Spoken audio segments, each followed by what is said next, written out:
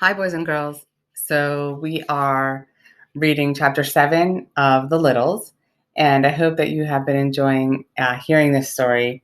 I know that you were off on spring break, so hopefully you remember what was going on in the last part of the story, chapters 5 and 6, I believe we read. So I'm going to just kind of read off of chapter 6 where we left off, so just to refresh your memories real quick and go from there. If you recall, was it Tom and his father had shot an arrow at the mouse that they saw, but let's read this.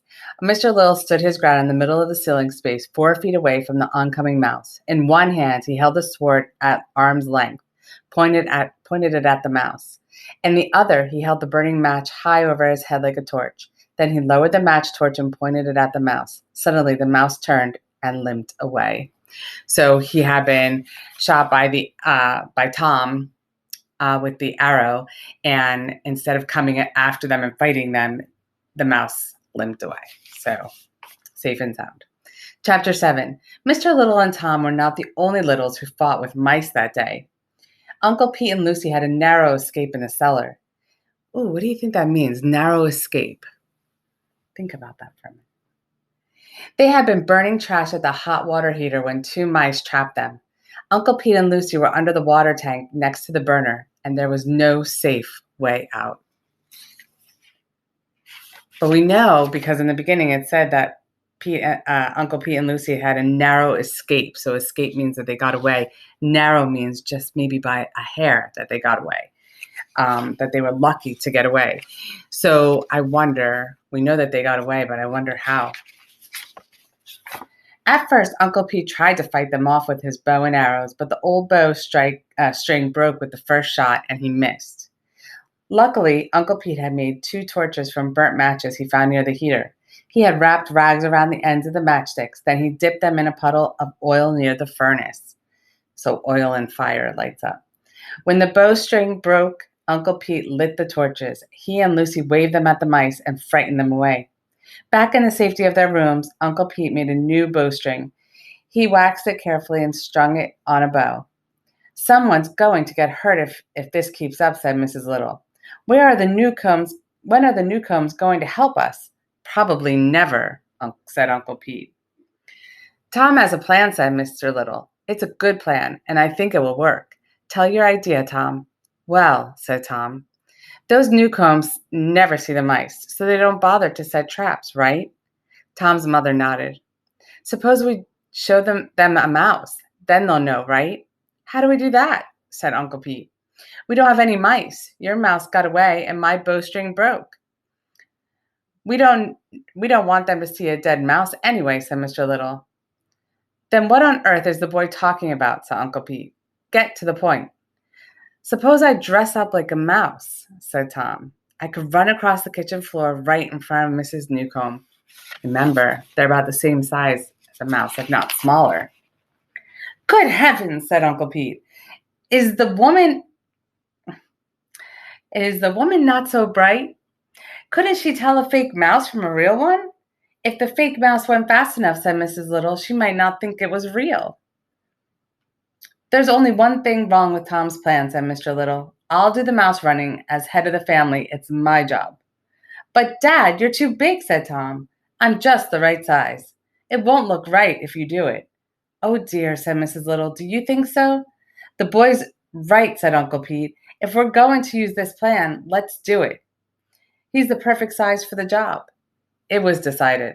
Tom would play the part of the mouse. Mr. Little would go with him to tell him where and when to run. Granny Little set to work making the costume. By the next afternoon, they were ready. Tom was dressed in the costume. He looked quite a bit like a real mouse, even from close up. Granny Little had done her work well. She had sewed on ears and whiskers. Tom used his own tail, of course. His mother oiled and brushed down his hair so it had the shape of a mouse's tail. Tom, you look a fright, said Mr. Little.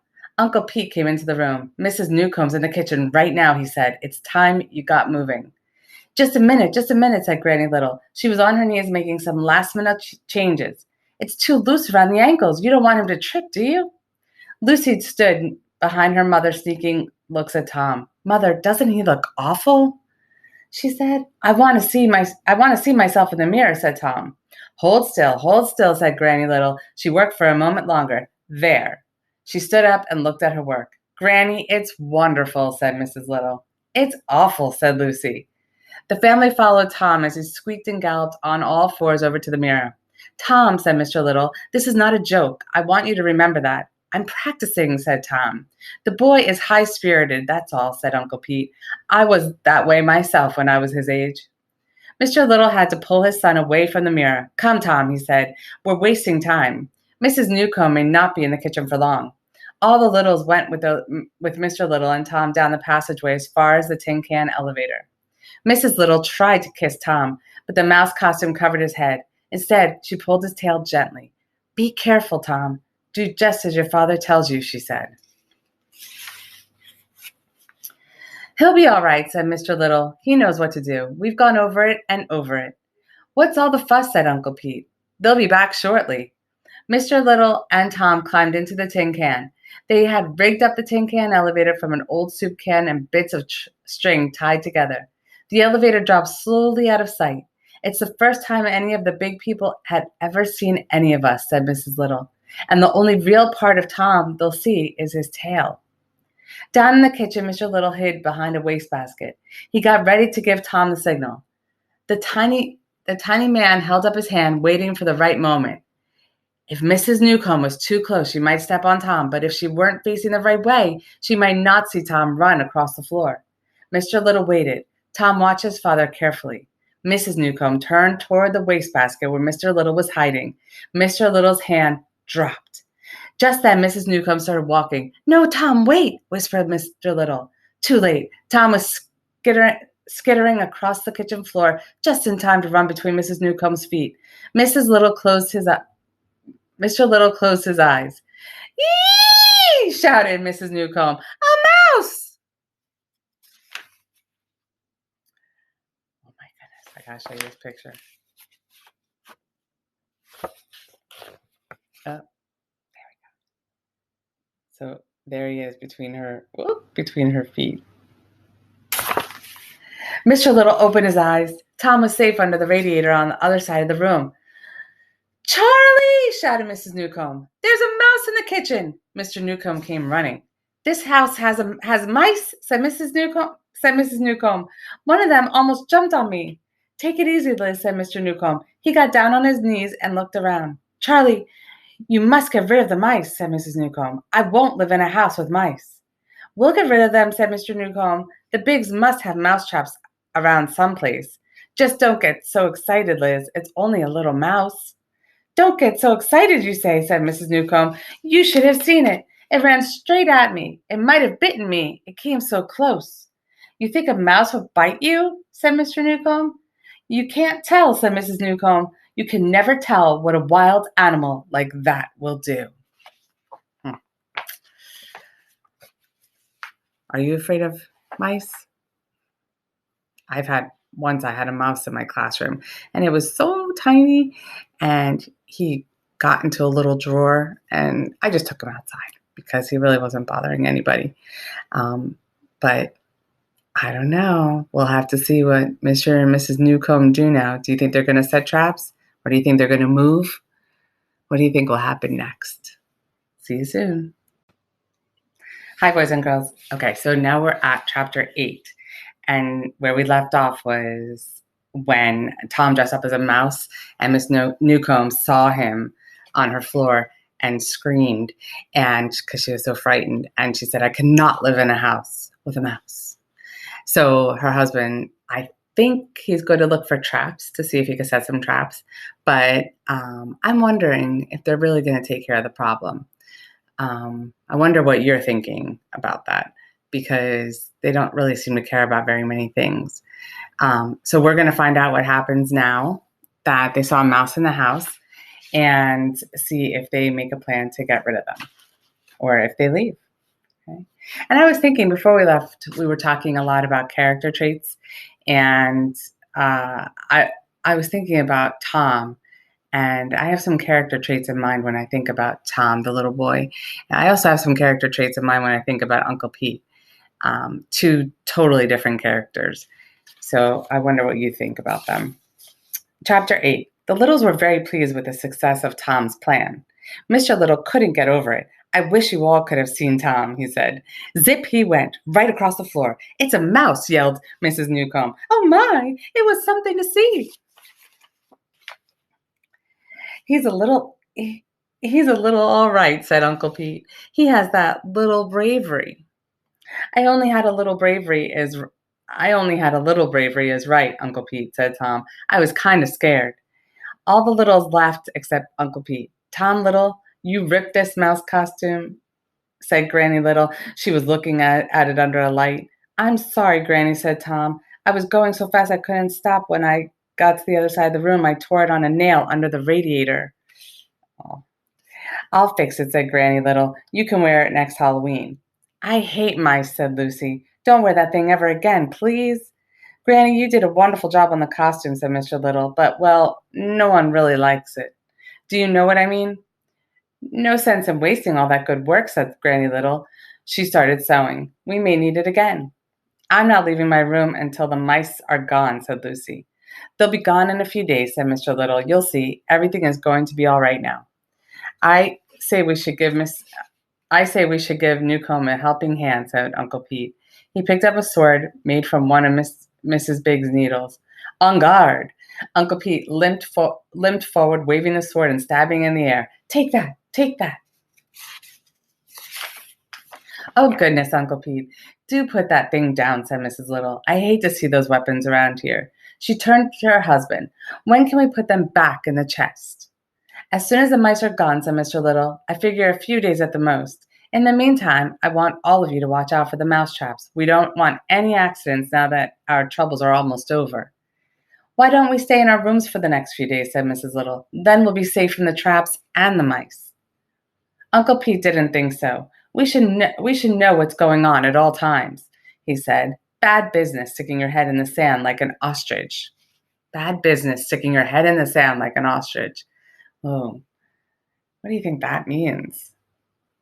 He's saying he thinks that they should be aware of everything going on at all times. So do you think that he's using that analogy, saying if you hide your head and don't see what's going on, that's not a good idea? I think so. Let's look around once a day then, said Mr. Little. That should be enough. I'm going down to the kitchen first thing tomorrow morning, said Uncle Pete. I want to see those mouse traps with my own eyes. May I go with you, Uncle Pete? Said Tom. Lucy doesn't want to go, do you, Lucy? I'm not leaving my room until the mice are gone, said Lucy Little for the second time. Chapter 9. The next morning, Mr. Little was walking back and forth in the Littles' kitchen. Mrs. Little and Lucy sat at the table watching him. Granny Little was sitting at the table too, knitting. Mr. Little kept looking at the clock on the wall. 10 o'clock, he said, and they're not here. They should have come back a half hour ago. Who's not here? Said Granny Little. Uncle Pete and Tom, said Mr. Little. They went to the kitchen to see if the mouse traps had been set. What shall we do? Said Mrs. Little. Mr. Little strapped on his sword. Excuse me. I'm going to find them, he said. They're probably all right, but I can't stand the waiting. I'd better go with you, said Mrs. Little. No, I can handle it alone, said Mr. Little. I want you here with Granny just in case. Do you think mice will come here? No, but you can't be sure, said Mr. Little. They did in 35. Remember, a long time ago, they had to fight the mice. When there are enough of them, they'll try anything. When Mr. Little got to the kitchen, he couldn't find Uncle Pete and Tom. He didn't see any mouse traps either. I wonder what's going on. Where could they have gone? He went to the cellar, still no signs of the boy and his uncle. And there were no mouse traps in the cellar either. Something's wrong, thought Mr. Little. Mr. Little went to the garbage can. There had to be mouse traps there. It was the best place to catch mice. But there were none. And still no sign of the missing Littles. It's very strange, thought Mr. Little. No mice, no mouse traps, and no Tom or Uncle Pete. He decided to return to the kitchen. That's where Uncle Pete wanted to go in the first place. So Mr. Little turned back and headed for the kitchen. Meanwhile, back in the Littles' room, Lucy was thinking about her father. Suppose he needs someone to send a message or something. I should have gone with him. She looked into the living room. Granny Little was sitting in her chair by the fireplace. Lucy's mother was watching the door, a kitchen knife in her lap. I should be with my father, thought Lucy. Then suddenly she made up her mind. She ran to her room and got her bow and arrows. Then she slipped out the back door into the passageway. Mr. Little was in the kitchen under the radiator. He waited until he could hear the Newcombs talking in the living room. Then he felt it was safe to look around. Near the door in the dining room, he came upon Uncle Pete's sword. Oh my gosh. What do you think could have happened? So he just came upon Uncle Pete's sword. And no Uncle Pete. Uncle Pete would never let go of his sword, he thought, unless it was knocked from his hands. This is bad. I wonder if... What do you think he's thinking right now? Do you think he's thinking maybe something got them? He put the thought out of his head. Don't think, he told himself. Just keep looking.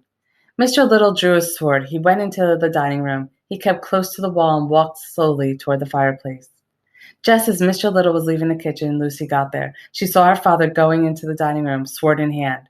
Lucy ran to catch up. Her father was only a few feet ahead of her when suddenly a giant cat leaped up out of the shadows. Lucy was never so scared in her life. She ran toward the cat. She ran without thinking. The gigantic animal had attacked her father. She would save her father somehow. Wow. She is very brave. You see her? Wow. Where is she putting that sword? Right in the cat's tail. The tiny girl came up behind the cat. Its long tail swished back and forth over her head. She took an arrow and jabbed it as hard as she could into the cat's tail. Meow! Yelled the cat, and it ran out of the dining room, through the hall, and into the living room. Mr. Little was not hurt. He jumped to his feet at the same time. Uncle Pete and Tom came running out of the fireplace. They had been cornered by the cat and were hiding under the logs. Let's get out of here, yelled Mr. Little. He ran for the kitchen. Not without this, said Uncle Pete. He bent down and scooped up his sword. The four Littles dashed under the radiator and through the trap door. And there's a picture now of the radiator and the trap door over here. That's how they get back into where they live. Chapter 10. Mrs. Little and Granny Little were still in the living room when the other Littles hurried in. Lucy, said Mrs. Little, I thought you were in your room. What happened, Will? Why is Lucy with you? Mr. Little told his wife what had happened. Lucky for us, Lucy decided to follow me when she did, he said. I still can't believe it. She attacked that huge cat. He shook his head. It's amazing, said Uncle Pete. Absolutely amazing. We were pinned under the logs, Mother, said Tom. I never got a chance to shoot my bow and arrows. What are we going to do about that cat, said Uncle Pete. Never thought they'd get a cat to chase the mice. So much for the mouse traps. We're safe inside the walls, at least, said Mr. Little. The monster won't be able to get us in here. There's the problem of getting supplies, said Uncle Pete. We'll have to leave the walls for that. I think I know how we can get rid of the cat, said Mr. Little. Oh my goodness, so now they're going to try to get rid of the cat. First they were trying to get rid of the mice, now they're going to try to get rid of the cat. How, said all the Littles. By getting it in trouble, said Mr. Little. We can pull down the curtains for one thing. The Newcombs will blame it on the cat. We can keep spilling its milk. At night, we can make loud cat noises to keep the Newcombs awake. We can even knock over lamps so they will think the cat did it. Pretty soon, the Newcombs will think they have the wrong kind of cat. They'll want to get rid of it. Everybody agreed that Mr. Little's plan was a good one. During the next few weeks, the Newcombs came to believe that their cat was clumsy and noisy. One day, the cat seemed to knock over a lamp. Another time, the Newcombs were awake half the night listening to meowing. It was really the Littles making a terrible racket. The day after that, the curtains in the dining room were pulled down. What do we do tomorrow, Dad? Said Tom. May I spill the cat's milk? That's good. Yes, said Mr. Little. It should be done 2 to 3 times in a row. Then Mrs. Newcomb will get awfully tired of cleaning it up. There's only one thing wrong with this plan, Will, said Mrs. Little. I don't know why you say that, said Mr. Little. Everything has worked perfectly so far. What's wrong with the plan? The cat is still in the house, said Mrs. Little. Don't worry, said Mr. Little. It won't be here long. Mrs. Newcomb must be mad as a wet hen by now, said Uncle Pete. The next day, Tom had a close call. Just as he was lifting the cat's milk dish to spill it for the third time, the cat showed up. The huge animal came bounding toward Tom. At the last moment, Tom upset the milk dish under the cat's nose. That stopped the cat long enough for Tom to get away. This plan of yours is too slow, Will, said Uncle Pete. We're going to have to do something else before the cat gets one of us. What can we do, said Mr. Little. We need larger weapons, said Uncle Pete. I don't know if that's the answer, Uncle Pete, said Mr. Little. Besides, that takes time, too. You're right, though. This plan isn't working. I heard Miss Newcomb telling Mr. Newcomb not to get rid of the cat. She's afraid the mice will return. And she likes the cat, Mr. Little went on. Thinks it's cute. She says it's high-spirited. Not only that, said Mrs. Little, we can't break up everything in the house just to get rid of the cat. It's the Biggs house, after all. Why don't we try taming the cat, said Tom. What? Said Uncle Pete. Let's see if we can tame it, repeated Tom. Cats have been friends to men since the early days of history. Uncle Pete looked from Mrs. Little to Mr. Little. Do you hear what the boy is saying? He's gone soft in the head. No kidding, Dad, said Tom. It's true. The early Egyptians thought cats were gods. They had them all over the place. They did they? Said Uncle Pete. Where did you hear such nonsense? I read it in one of the Biggs history books, said Tom. We read it together in class too, by the way, kids. Uncle Pete snorted. A cat has never been a friend to a little. I can tell you that. Maybe that's because none of them have ever tried to tame a cat, said Tom. They were always afraid of cats. What kind of silly talk is that, boy? Said Uncle Pete. Look at the size of the beast. Who could tame such a monster? Men tame elephants, said Tom. Tom has an interesting idea, said Mr. Little. Perhaps we're worried too much about the size of the cat. Because we're so small, we've always thought all large animals were our enemies. Maybe that's wrong. I don't like the way this talk is going, said Uncle Pete. It's against everything we littles believe. Making friends with a cat is like making friends with a rattlesnake. Tom is saying it's not the same thing, said Mr. Little. Cats are friendly to men. Rattlesnakes are not.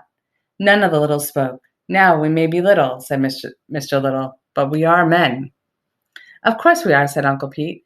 He looked sideways at his tail. We're not animals. Then why can't we have a cat around the house, just like other people?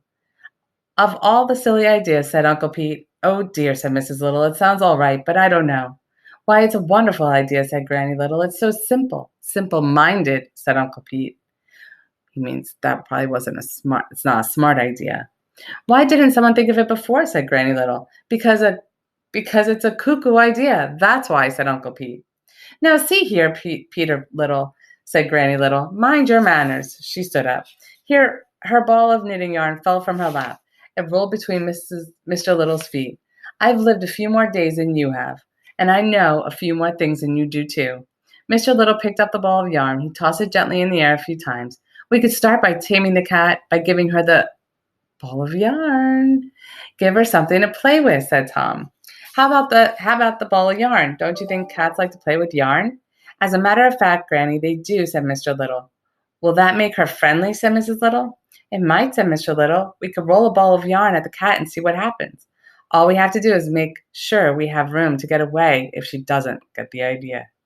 I'm against it, said Uncle Pete. Too dangerous. Cats are cats. You can't change them. There's a ball of yarn in Mrs. Biggs' sewing basket, said Lucy. I lifted it once. It's lighter than anything. Let's get it, said Mr. Little. I think it's worth trying. He looked at Uncle Pete. That is, if no one else has any better ideas. Count me out, said Uncle Pete. I'll stay here and sharpen my sword. There's a picture of Uncle Pete sitting and sharpening his sword.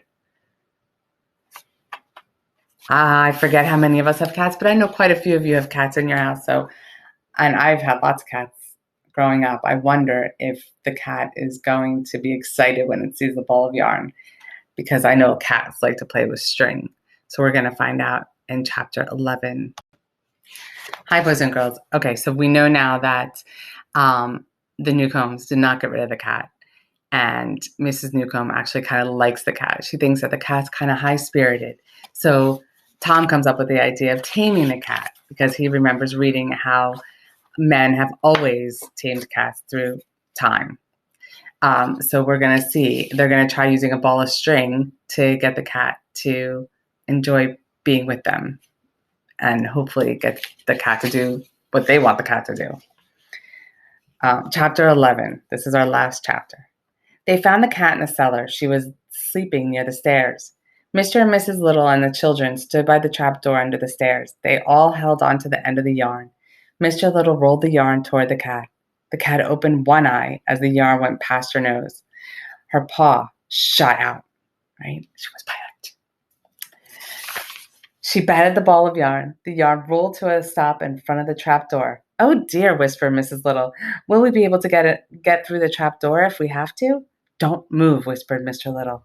The cat jumped up to run after the yarn. When she saw the little, she stood. She stopped and then ran into a crouching position.